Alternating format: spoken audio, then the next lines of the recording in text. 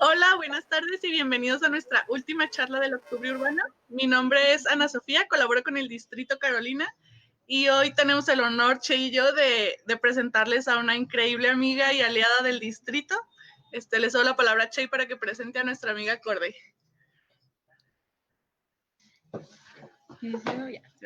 Pues buenas tardes, hoy tenemos el honor de presentarles a una invitada muy especial y más porque es mujer. El día de hoy traemos todo el poder femenino en esta charla, así que esperamos que les guste. Bueno, Corday es una aliada importante en todo este esquema del Distrito Carolina porque nos importa mucho todo el trabajo de la comisión que ha hecho en desarrollo humano y en el Consejo de Nuevo León. Corday, espero nos puedas escuchar y pues no sé, le des un saludo a las personas que nos están viendo para comenzar esta charla. Sin más que decirles, les doy la palabra a Cordelia. Gracias, Ani, gracias, Che, y pues gracias a la Universidad Carolina. Entonces, encantada de acompañarlos el día de hoy. La invitación fue compartirles, pues, qué hago y cómo lo hago. Entonces, yo más bien voy a comenzar el día de hoy de lo general a lo particular. Les voy a decir el por qué, cómo, para qué. Entonces, mi nombre es Cordelia Portilla. Y en este mes que tienen de Octubre Urbano, pues yo quiero aportarles sobre la perspectiva social, humana, dentro del urbanismo. Esto es algo que espero que en el transcurso de la plática se den cuenta que todos lo podemos hacer, que realmente toca la vida cotidiana de todas las personas, que no tenemos que tener alguna especialidad técnica de ingeniero o arquitecto, sino que realmente está, pues como dije, en la vida cotidiana. Entonces, bueno, gracias por la invitación. Justamente el por qué, el contexto, bueno, pues el contexto urbano es esta tendencia mundial, ¿sí? Supongo que esto ya lo han visto en otras pláticas de este mes y en general lo que ven en la universidad, que es que para el 2050 el 60% de la población vamos a ser población urbana, es decir, la mayoría de las personas vamos a vivir en ambientes de ciudad urbanos. Sin embargo, no todos tenemos a la actualidad, y tenemos que apurarnos para garantizar a los que ya vivimos, incluso poder garantizar a los que van a llegar a vivir en las ciudades, una calidad de vida que permita a las personas crecer, desarrollarse, satisfacer sus necesidades básicas y crecer. Entonces, al respecto, hay un incipiente consenso a nivel mundial sobre el trabajo que debemos de hacer. O sea, estamos de acuerdo en los retos, lo que va a suceder, pero bueno, tenemos que tomar medidas porque el ciclo de la pobreza y el deterioro ambiental continúan. Y esta tendencia a vivir en las ciudades, pues lo que va a hacer es agravar el asunto. Entonces, al respecto, lo que sí ya hay un consenso son este mapa de ruta que se conoce como los ODS, los Objetivos del Desarrollo Sostenible en la Agenda 2030 de la ONU. Entonces, si no los han consultado, pues les recomiendo, son 17 objetivos hechos ahora sí que por un consenso de expertos a nivel mundial de muchos temas y de muchos intereses de iniciativa privada, gobierno, social, para poder pronunciar de manera muy puntual pues cuáles son los retos que realmente todo el mundo compartimos. Y ya para bajar a un nivel de México, bueno, pues ONU Habitat estima que al menos 38.4% de la población en México habita en una vivienda no adecuada, es decir, en condiciones de hacinamiento, sin materiales duraderos, que carece de servicios mejorados de agua, saneamiento. Y si la vivienda carece de esta calidad, pues imaginen el entorno no es distinto.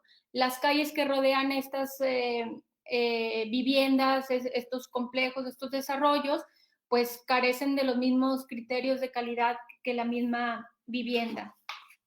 Y ese 38.5% calculado en la población mexicana, que somos 129 millones de mexicanos según el INEGI, habrá que ver los últimos resultados que se liberan este año, son aproximadamente 50 millones de mexicanos. Entonces, el tema es alarmante, ¿sí? No vivimos en las condiciones que permiten a todos de manera equitativa, desarrollarnos y llegar a nuestro máximo potencial. Entonces, ¿cómo salir de este círculo vicioso y entrar en un círculo virtuoso? Bueno, pues los ingredientes que cualquier iniciativa de estas son imprescindibles es el detonante es que existan agentes de cambio, ¿sí? Y esta es una invitación porque cualquiera de los que está escuchando el día de hoy nos está acompañando, realmente todos podemos hacer agentes de cambio, lo vamos a ver, estamos en una escala mundial, pero ahorita que lo vaya llevando van a ver que podemos ser esos agentes de cambio en este círculo virtuoso. Tiene que haber un plan, tiene que haber gobernanza, sí tiene que haber recursos. Les apuesto que lo más importante es la intención, las personas, los agentes de cambio. Evidentemente los recursos siempre son importantes y no siempre son económicos. Muchas veces lo son los técnicos, el tiempo de las personas, las habilidades, etcétera. Pero se tiene que dar esto y tiene que haber la colaboración interseccional. Eso es muy importante. El mejoramiento de nuestro entorno, ya sea lo que sucede enfrente de nuestra calle, en el municipio, en el estado, en el país o a nivel mundial, depende de múltiples sectores. No todo es tema de gobierno, el gobierno administra temas públicos, sin embargo, el interés es de la iniciativa privada, de las organizaciones civiles y de todos los ciudadanos. Entonces, es muy importante las coaliciones que podamos hacer y facilitar pues estos procesos que lleven a cabo una transformación. Entonces, al respecto, el municipio, ¿sí? Esta zona geopolítica donde todos vivimos, se vuelve muy relevante porque ya empieza a acotar este marco de acción. Y es muy relevante porque nosotros elegimos a nuestros gobernantes, pero a nivel municipal, pues nuestros alcaldes deberían ser gente de la comunidad que nosotros conocemos. Y si no los conocemos, al menos deberían estar accesibles para poderlos conocer y que conozcan cuáles son los retos y aspiraciones de nuestra comunidad. Entonces hay que estar muy vinculados con lo que ocurre para poder ser representados de manera eficiente y bueno, que se tomen las decisiones que realmente respondan a nuestras aspiraciones y necesidades. Pero bueno, esto de lo que sucede en temas urbanos, en temas de territorio, pues lo más importante es que no es un tema exclusivamente de ordenamiento territorial, político, no es un tema exclusivo de arquitectos, no es un tema exclusivo de urbanistas, es un tema donde lo más importante es la persona y la dimensión humana, ¿sí? Se organiza la ciudad con la aspiración de que funcione mejor para las personas y no al revés, que las personas se acomoden a ver cómo se organizó la ciudad. Entonces, eso es lo más relevante. Entonces, la política urbanística debe trascender esa preocupación exclusiva por el territorio y debe poner a la persona en el centro. Y cuando digo la persona, realmente somos todas las personas, con todas nuestras características. Lo más importante son los temas de inclusión, ¿sí? Los temas donde todos nos vemos reflejados, representados, donde la ciudad funciona para absolutamente todas las personas. Cada vez que nosotros hagamos una acción, debemos en realidad de preguntarnos si alguien más distinto a nosotros también tiene cabida en esta acción. Eso es un ejercicio que conforme lo vamos haciendo, realmente vamos haciendo una sociedad más inclusiva y por lo tanto más justa y más equitativa. Entonces, bueno, pues, ¿qué es esto del urbanismo social? En realidad hay muchos nombres. En esta ocasión elegí ese concepto que en su descripción se puede decir de muchas formas, pero pues en este mes de urbanismo que tienen en la universidad, pues me gustó porque es diseñar las ciudades equitativas desde mi comunidad de manera activa, con reflexión crítica y colectiva. Entonces le da esta dimensión muy técnica que es muy necesaria, el aspecto técnico, no crean que no, por supuesto lo es, pero también igual de importante es aquellas acciones que ocurren a mi alcance, ¿sí? En mi comunidad, donde yo tengo una responsabilidad porque vivo ahí, pero también una necesidad de que cosas ocurran, pues para garantizar mi calidad de vida y de los de mi familia, vecinos, etcétera. Entonces, el urbanismo social es algo muy tangible que ya ocurre en esta dimensión donde nos desarrollamos todos los días, en la misma universidad, etcétera. Entonces, pasamos de este tema global a este tema local. Entonces, como bien han escuchado este dicho de piensa global y actúa local, bueno, pues aquí tiene cabida.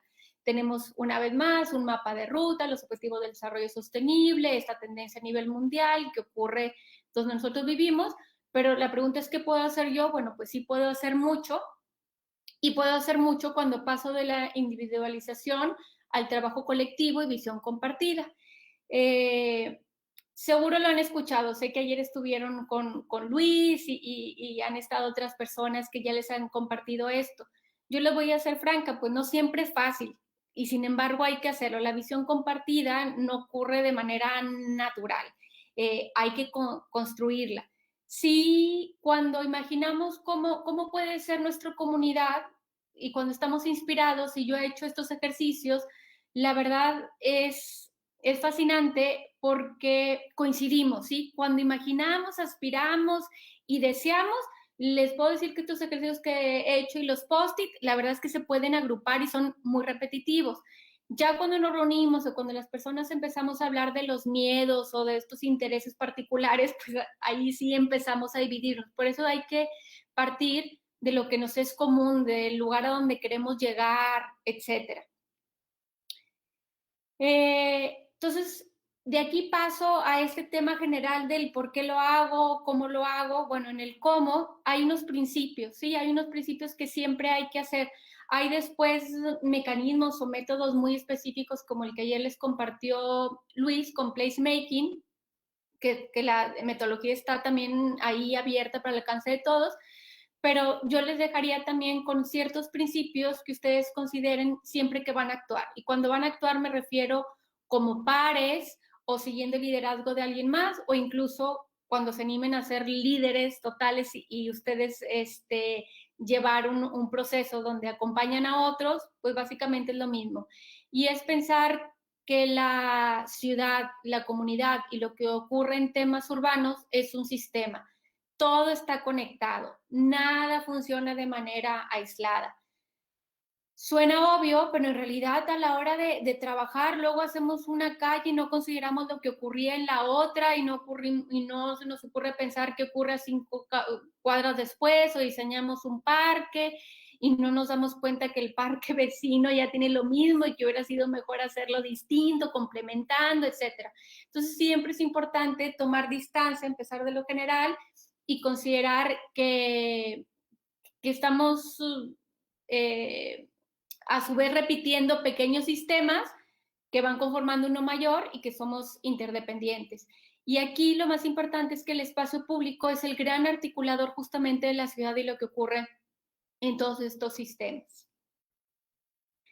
Otro es, como principio, la sostenibilidad. Y cuando hablamos de sostenibilidad, son los temas de las personas sociales, son los temas del planeta, los temas ambientales y los temas económicos, también la prosperidad. Entonces, cuando hacemos un proyecto urbano, un proyecto de espacio público desde la dimensión vecinal y de comunidad, pues siempre hay que preguntarnos si lo que estamos planeando o estamos haciendo obedece a un principio de sostenibilidad, ¿sí? Está en armonía con el medio ambiente, no estamos evitando que pase el agua por ahí, no estamos ocasionando un problema mayor al poner cierta infraestructura en lugar de permitir el paso natural de otros asuntos naturales.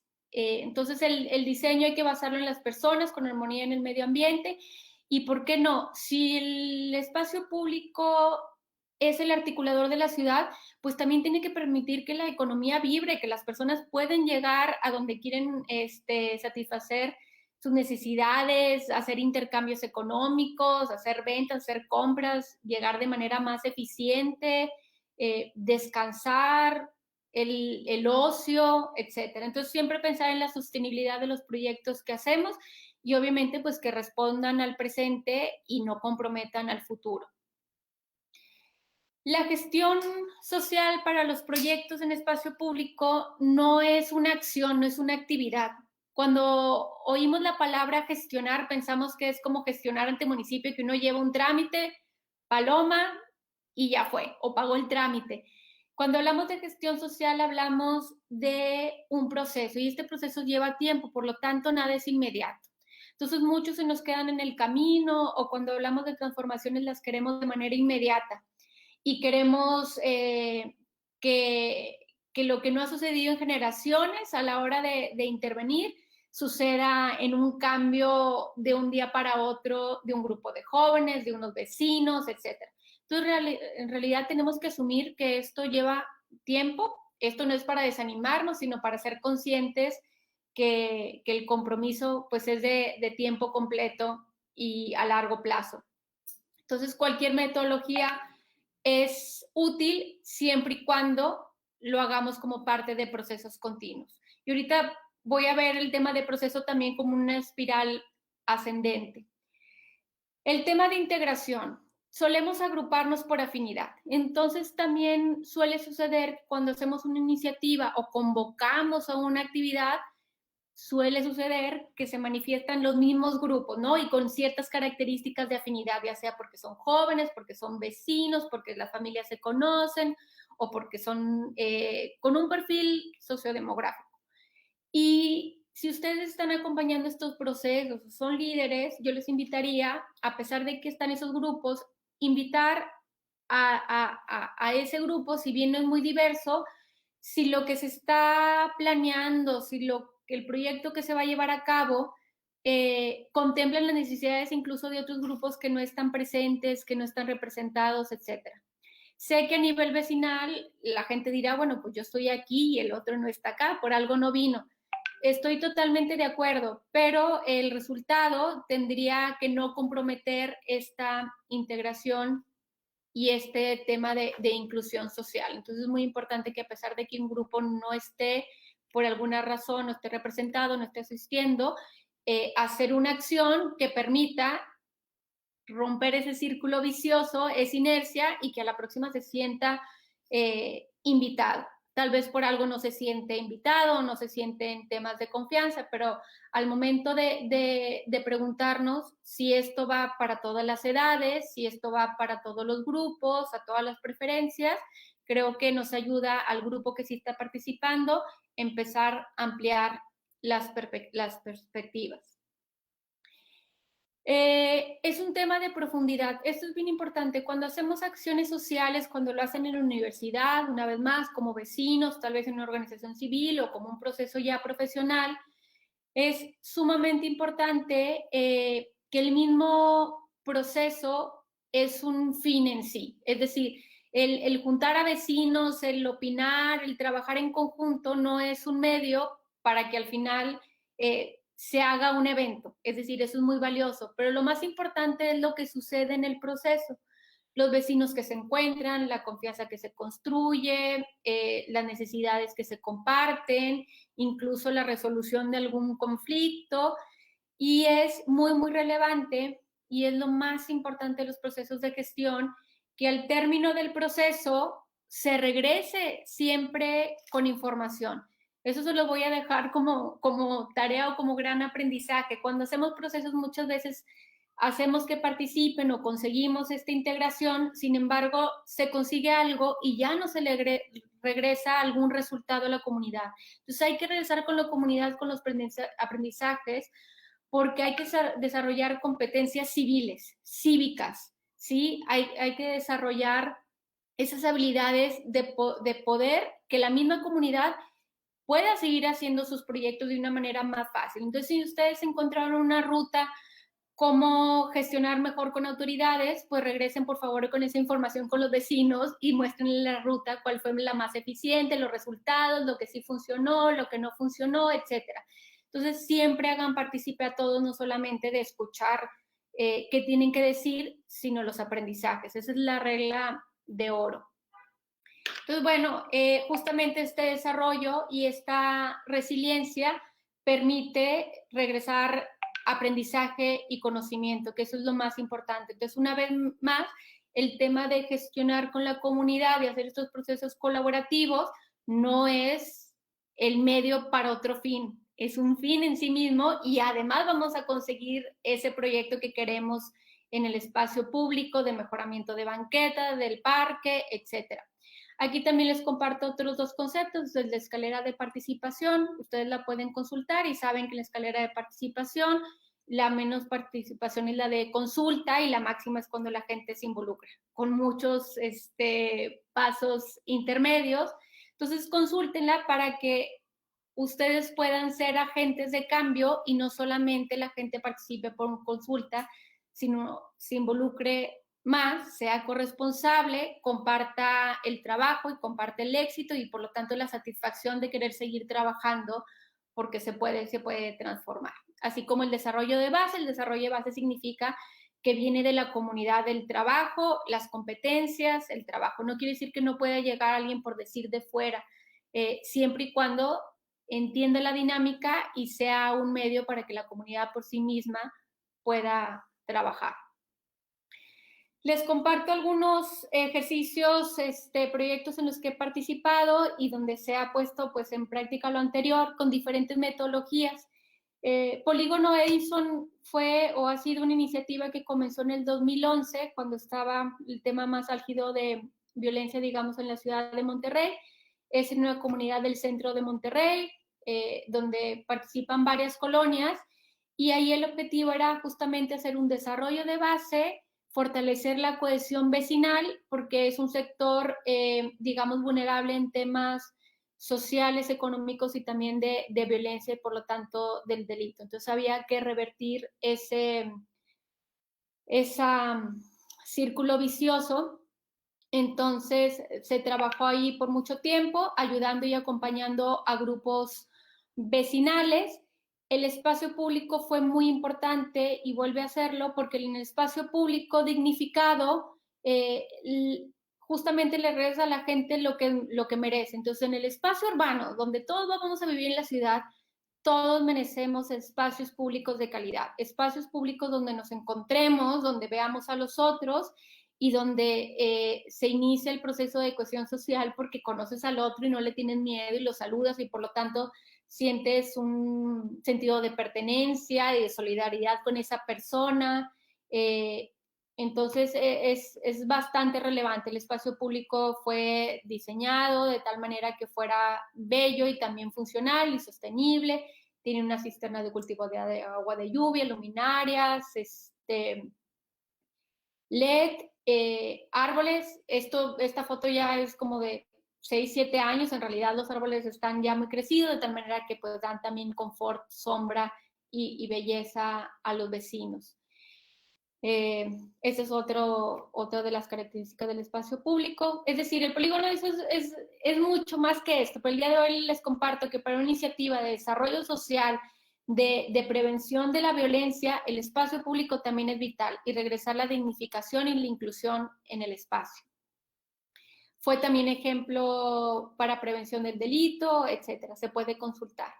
Posteriormente, también colaboré con Distrito Valle del Campestre, es una organización civil, y esta organización civil ahora está en San Pedro, es decir, otro municipio de Nuevo León, con un perfil socioeconómico muy distinto y con problemáticas muy distintas a la del polígono Edison.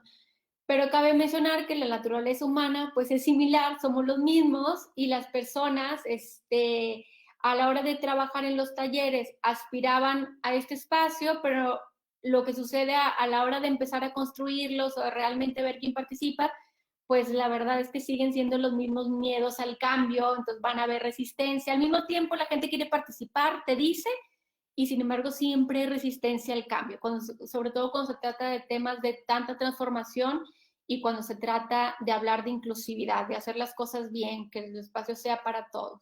Entonces, este espacio es relevante, digo, es una foto arquitectónica, por eso no hay gente, lo más importante es ver cuando hay gente, eso es fabuloso, porque no basta ahora solamente que la gente comparta los mismos espacios, diferentes características de personas, sino que a través de compartir los mismos espacios nos empezamos a ver, a reconocer, a valorar estas diferencias, etcétera. Y por qué no decir perder el miedo, a veces realmente tenemos miedo de una generación a otra, los que no nos conocemos, etcétera. Cabe mencionar que este espacio ganó medalla de oro en la Bienal de Arquitectura, si bien recuerdo, en el 2017. ¿Qué quiere decir? Que estos espacios bien hechos, una vez más, son funcionales. Tiene accesibilidad universal, tiene una iluminación, la parte natural es muy relevante por sí sola, pero también por la relación que el ser humano recibe del confort y de los beneficios de estar con espacios tan bien diseñados. Y aquí no hay frontera visible, si la hay, entre el espacio público y privado. Entonces también empieza a abrir estas dimensiones y que el espacio sea para todos. Este ejercicio, que también fue Distrito Valle del Campestre, inició con una oportunidad de distinguir un cruce peatonal que no estaba respetando, digamos, la pirámide de la movilidad, es decir, la persona no era el número uno, sino el coche, y por lo tanto las personas, que es el punto de mayor cruce peatonal en el municipio de San Pedro Garza García, eran las que corrían más riesgo, estaban pues todo el tiempo batallando con coches. Entonces con técnica, es decir, con información y con ingenieros viales, pues vimos la gran oportunidad, además de que era evidente, de poder hacer un ejercicio que fuera táctico. Creo que ya les han compartido qué son estos ejercicios tácticos, qué son estos ejercicios que puedes ejecutar de manera rápida y hace visible y a todos los beneficios que pudiera otorgar luego hacer una intervención de manera permanente, con bajo costo. Participaron organizaciones civiles, voluntarios, etc. Entonces, lo que ven pintado es esta redefinición del espacio, donde ahora ya está claro dónde pueden cruzar las personas, el espacio que les corresponde, el espacio seguro, y dónde solamente pueden estar los coches. Anteriormente, el espacio que estaba pintado, pues lo ocupaban los coches. La buena noticia es que durante, digamos, la pandemia, este espacio incluso ya está ejecutado por el municipio, entonces esto ya está palomeado. ¿Pero cuánto tiempo llevó? Mínimo 3 años. Entonces, sigo siendo franca, lleva mucho tiempo entre que alguien ve la oportunidad, que se decide, empieza a gestionar y luego alguien lo toma y luego...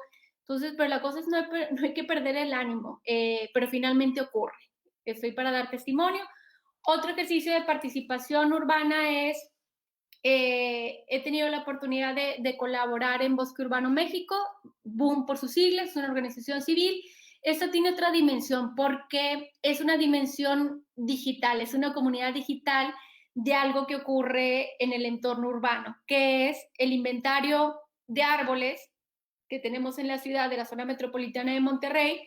¿Para qué? Para saber qué tenemos y por lo tanto poder tomar mejores decisiones de qué necesitamos, qué especies tenemos, en qué estado están, dónde están, etcétera. ¿Y qué sucede con esta plataforma? La alimenta cualquier ciudadano. Entonces volvemos a una plataforma de una comunidad real que pasa también a una dimensión digital y participativa. Y los datos y la información le pertenecen a todos, o nos pertenecen a todos. Entonces lo construimos todos y la información la recibimos todos de vuelta. Se han hecho ejercicios con parques y se puede hacer a través de plataformas digitales, y lo más importante, y también puedes hacerlo en equipo y con grupos y haces convivencia y aprendes sobre las especies. Más sobre Polígono Edison. Polígono Edison, el tema de plantación de árboles fue un fin en sí mismo, porque dejamos un bosque urbano, pero también un medio, porque a través de estas actividades urbanas mejoramos un espacio con un beneficio ambiental, pero también estético y de participación. El Parque Ciudadano, este proyecto, el crédito le corresponde a otros. Yo lo traigo aquí porque me gusta mucho lo que sucedió entre pares. Es un parque que está en el centro de Monterrey, junto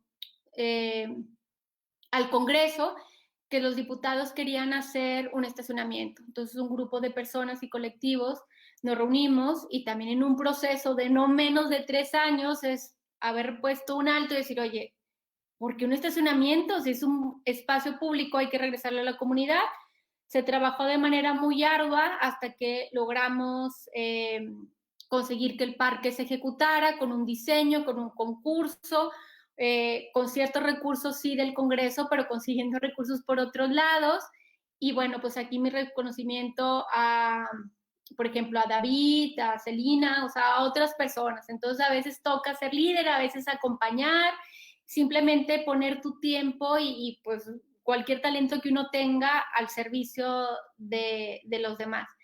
Y finalmente, pues pasando de esta cuestión global a la cuestión local, le presento a mis vecinos. Es una junta vecinal en la casa de una vecina, donde también se han logrado muchas cosas, ¿sí? Donde ven que está incluso una vecina, Nati, que es una niña fabulosa. Entonces, cómo se empiezan a involucrar desde temprana edad en lo que ocurre del interés.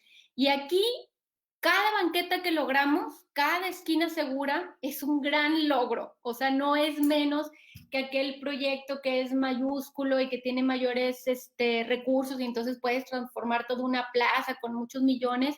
Aquí a nivel vecinal yo les comparto igual que tengo vecinos muy talentosos, que cada uno pone sus talentos al servicio, que hay liderazgos naturales, que lo importante es colaborar, no perder la paciencia y bueno, pues son procesos de mediano a largo plazo.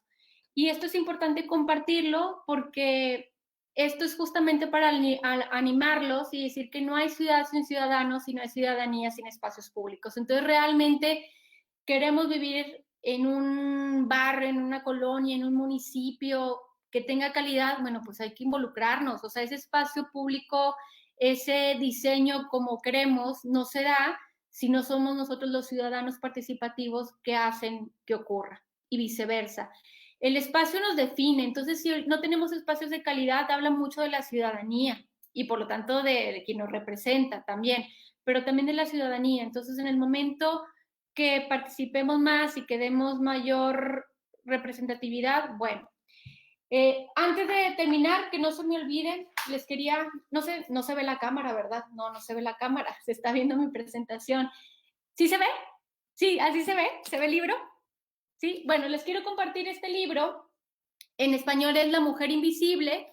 Yo llevo un par de meses que lo compré y lo he estado leyendo en esta cuarentena y lo quiero decir porque es un libro que habla de sesgos, aquí son de sesgos de género, de cómo si se generan puros datos que hablan de las personas, cuando en realidad de lo que hablan son de los hombres, de las personas hombres, pues luego se toman decisiones con base a estos datos que no son de todas las personas, que son de los hombres y seguimos diseñando para los hombres. Y esto por decir, también podría hablar de las edades, podría hablar de los rasgos culturales, étnicos, de todas las diferencias que nos hacen con la identidad que tenemos y con el derecho que tenemos a tener, que tenemos de tener cualquier identidad que deseamos o que realmente seamos. Entonces lo recomiendo porque empezamos a romper estos sesgos y van a venir muchos otros. Y hay muchos ejemplos en el libro sobre el diseño de espacios públicos que no contemplan a la mujer, que tienen que ver con la movilidad, con la seguridad, incluso con los parques, donde dicen, no, las niñas casi no les gusta usar el parque, pero resulta que tienen puras canchas de fútbol, no que las niñas no puedan y no quieran, pero igual y requieren otros espacios que sean más neutrales para otros tipos de juegos. Entonces eso, para construir las ciudades más equitativas, más incluyentes, más sostenibles, hay que participar, hay que preguntarnos por qué otros nos están participando, hay que facilitar ese camino para aquellos que no están representados y que no están ocupando espacios y que no están teniendo voz o no la quieren tener, la tengan y construir sitios urbanos en que la ciudad realmente nos dé a todos aquel espacio donde podamos florecer de la mejor manera que queramos florecer. Entonces, Ani, ¿listos? Gracias. No sé si hay alguna pregunta. Muchísimas gracias, Cordelia. En serio nos invitas a reflexionar cómo es que estamos construyendo ciudad y como mencionas, a veces pensamos que por hablar de global, cuando hablamos de los ODS, no, pero es que yo soy una persona, ¿cómo voy a lograr que eso se cumpla? Simplemente ya eres un agente de cambio, te estás cuestionando, puedes juntarte con tus vecinos. Y pues bueno, queremos hacerte un par de preguntas seguidas de esta presentación. Sheila tiene una. ¿Libro que te? Sí. Bueno, la primera pregunta es ¿cómo podemos como ciudadanos empezar a descolonizarnos en el proceso de del privilegio, porque es muy fácil decir, ay, pero yo cómo voy a hacer urbanismo si en mi casa la plaza está limpia y se ve bonita y pues no me importa si en tu casa la plaza está muy fea. Entonces, ¿cómo podemos como jóvenes y como ciudadanos empezar a quitar esas murallas que nos ponemos y para empezar a trabajar en conjunto? Bien, buenísimo. Pues yo diría que recordemos que somos un sistema. Entonces, aquello que percibimos que nosotros ya lo tenemos solucionado, como si tenemos el privilegio de dormir en una casa con todos los servicios y tener una buena calle y un parque, yo me lo preguntaría 2 veces si realmente la ciudad funciona. Y si la ciudad no funciona es justamente porque a lo mejor el parque que no es el mío, el de al lado no funciona y el otro, etcétera. Entonces, para vivir con calidad, es decir, no porque yo viva en una casa y tenga un entorno inmediato que pareciera ser que es de calidad, en realidad todos estamos en el mismo barco. O la ciudad no responde a todos o realmente no está respondiendo a todos o a ninguno. Entonces, es una ilusión este privilegio que tenemos, porque los seres humanos no estamos hechos para vivir encerrados en nuestra casa, en un cuarto, etcétera. Somos una red, los seres humanos somos unos seres vivos que somos parte de un sistema también. Y bueno, y también porque es el derecho humano de todas las personas a vivir temas de calidad. Entonces, si no rompemos con esos privilegios, pues la verdad es que qué tipo de personas somos. Conocemos muy poquito, justamente vamos a vivir mayormente sesgados, tal vez no por mala intención, sino porque no salimos de una burbuja. Entonces la invitación es sí salir más allá, conocer otras necesidades, ver que incluso nosotros podemos ayudar a otros, así como otros nos pueden ayudar a nosotros. Es decir, una vez más, somos una red, somos parte de un sistema. La economía no nos da superioridad para pensar que siempre estamos arriba y que somos los que satisfacemos las necesidades de otros.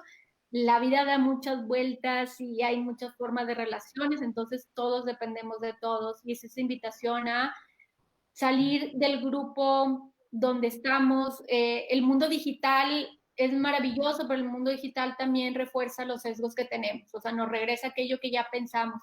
Entonces, no hay mejor manera que en el mundo real y en el mundo físico y en estas dimensiones donde nos desenvolvemos todos los días, pues hagamos este ejercicio de conocer otras cosas y poner también nuestros talentos al servicio de los otros, y entonces vamos a vivir realmente no solamente en nuestra casa, sino en una mejor ciudad donde puedo moverme más ampliamente que aquellas 3 cuadras donde considero lindas y seguras, sino caminar con mayor plenitud.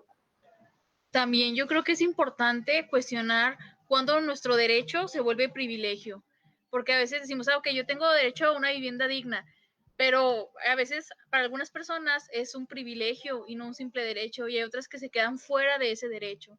Sí, creo que también es importante toda esa perspectiva. Súper de acuerdo, definitivamente incluso los que estamos aquí ya tenemos un privilegio porque tenemos una plataforma digital, la posibilidad de estar aquí ahorita. Y de acuerdo, en realidad el segundo dato que daba de cuánto es la población que vive en una vivienda que no es de calidad, y no es de calidad es un decir, no satisface el criterio de llamarse vivienda y de resguardar a las personas, es altísimo, son casi 50 millones de mexicanos, ¿sí? Entonces el resto sí estamos en un privilegio que hace que estas personas no tengan movilidad social, es decir, no se trata de que simplemente le echen ganas, ¿sí? Eso no existe. Cuando uno nace bajo esas circunstancias, está lleno de trampas que hace sumamente difícil, por no decir imposible, poder salir de esas circunstancias. Entonces, claro, muchas veces incluso nuestros privilegios son sustentados en estas cuestiones donde los otros le están pasando muy mal y no tienen incluso lo que los derechos humanos abogan porque se tenga. Entonces, totalmente de acuerdo, hay que asumir nuestros privilegios, hay que asumir la corresponsabilidad que tenemos para con los otros y para con la ciudad con la que vivimos, y tengamos unos privilegios porque vivimos aquí y porque tenemos obligaciones, ¿sí? Otra pregunta que tenemos, y aunado a esto de que no todas las personas tienen esta accesibilidad a una plataforma digital, ¿cómo es que vamos a empezar a construir ciudad con un modelo participativo después del coronavirus, ¿no? Porque queremos integrar a todos, pero muchas veces nos lo impide el hablar con el adulto mayor en una plataforma digital o hablar con él en persona. ¿Cómo crees tú que podamos empezar a crear estos modelos participativos después del coronavirus? Otra excelente pregunta. Tengo una opinión, es decir, la respuesta supongo que habrá otras y que habrá que construirla también con el aprendizaje que muchos hemos tenido. Yo pensaría que esto del mundo digital no lleva mucho tiempo, es decir, podría llevar toda la vida que ustedes tienen, pues, pero en realidad, pues, 20 años no es mucho, ¿sí? Entonces, creo que muchos de los que somos más adultos recordamos cómo era la vida antes de la vida digital, y es una vida análoga. Entonces, si bien ahorita está restringidos ciertos contactos físicos, hay otras maneras. Está, ¿cómo se llama? La correspondencia, está una actividad donde puedes poner alguna mural donde la gente opina y cada quien en su tiempo y en su forma de manera aislada. Lo importante es, si bien no es en el mismo lugar y en el mismo espacio y al mismo tiempo, finalmente las personas en su tiempo, en su momento, etcétera, van a ir dando opiniones, deseos, etcétera, y al final de cierto tiempo la verdad es que puede seguir colectando esta participación. Creo que lo interesante es que hay que ser creativos. Está la vida análoga, no todo es digital, entonces hay que regresar a cómo se hacía antes, incluso cuando de rancho a rancho se tenían que poner de acuerdo y tampoco es como que fueran vecinos, pues estaba la carta, estaba la visita, se dejaba algo en un buzón y luego el otro lo recogía. Entonces, y no estamos hablando del siglo pasado, regresen a 20 años, es decir, entonces pregúntenle a sus papás, a sus tíos, seguramente también a sus abuelos, o incluso algún hermano mayor o hermana mayor. Entonces, no está tan complicado, es quitarnos esta ansia de estar todo el día conectados y conectar de una manera que a pesar si no, o sea, que es análoga y sin embargo pudiera ser mayor conexión.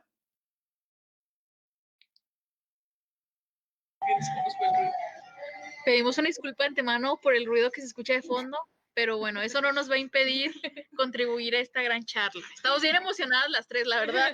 Ay, qué lindas. Pero bueno, la siguiente pregunta es, ¿cómo podemos acaparar en el urbanismo las perspectivas de género? Estábamos también charlando hace rato sobre las cabinas de lactancia que trataron de sacar, que obviamente esto pues no es nada inclusivo, es todo lo contrario. Entonces, ¿tú cómo crees que estas perspectivas pueden estar presentes en nuestras ciudades? ¿Cómo pueden estar presentes? Sí. Bien, entonces cabe perfecto el libro que les recomendé, una vez más. Es decir, hay que sacar información. De hecho, les recomendaría que incluso en todo el trabajo que ustedes hagan, empiecen a segregar información por género, edad, etcétera, ¿sí?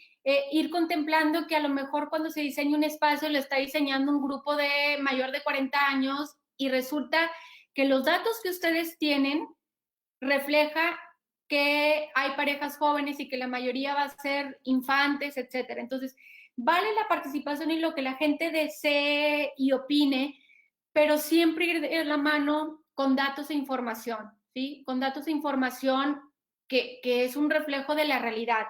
Estos datos e información pudieran tener esos sesgos, pero bueno, lo importante es seguirnos preguntando.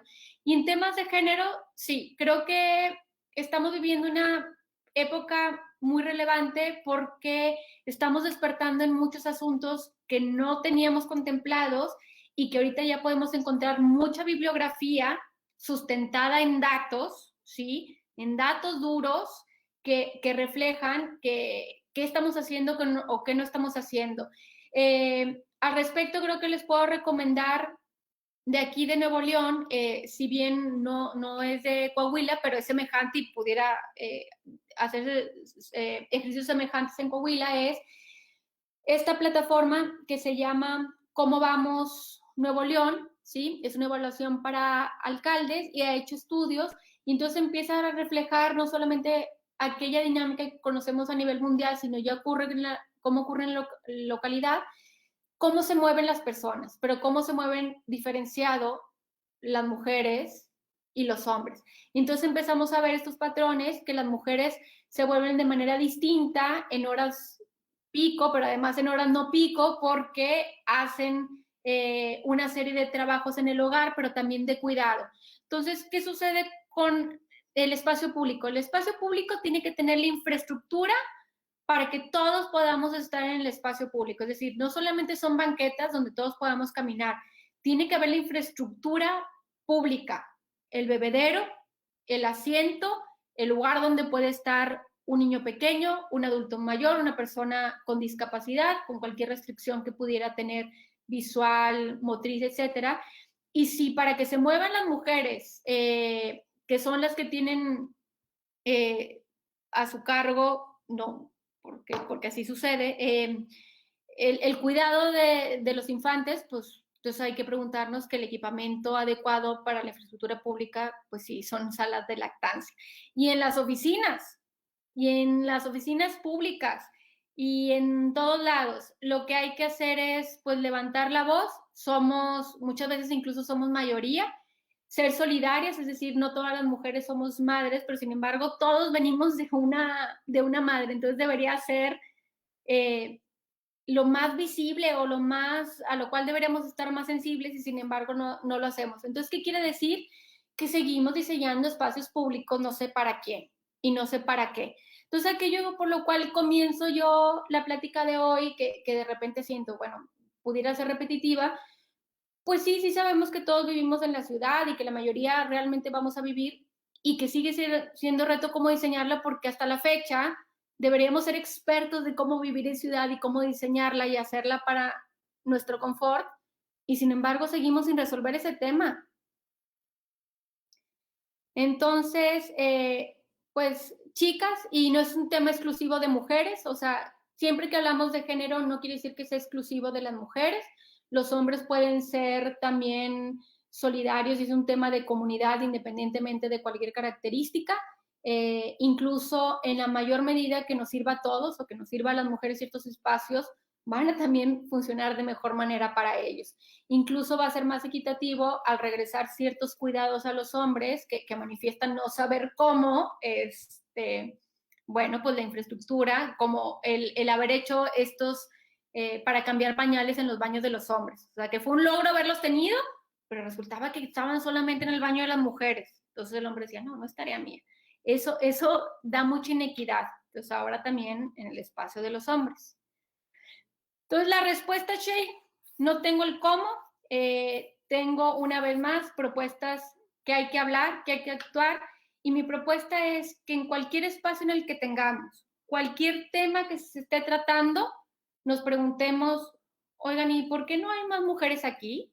O se ha tomado en cuenta lo que tú acabas de hacer, y ya tomamos en cuenta esta perspectiva, aquello que estamos diciendo cuando decimos que funciona para las personas, estamos hablando para hombres, para mujeres, o estamos hablando realmente solamente de hombres. En español no nos ayuda mucho el lenguaje porque pues todo está en masculino, entonces también tenemos esta concepción mental y cuando hablamos de profesionales, directivos, o sea, siempre nos imaginamos hombres cuando, pues, ¿dónde estamos? Las mujeres, ¿sí? Entonces, la verdad es siempre preguntar y preguntar dónde estamos, si acaso no estamos, preguntar por qué no estamos, y donde no estemos decir, oye, queremos estar.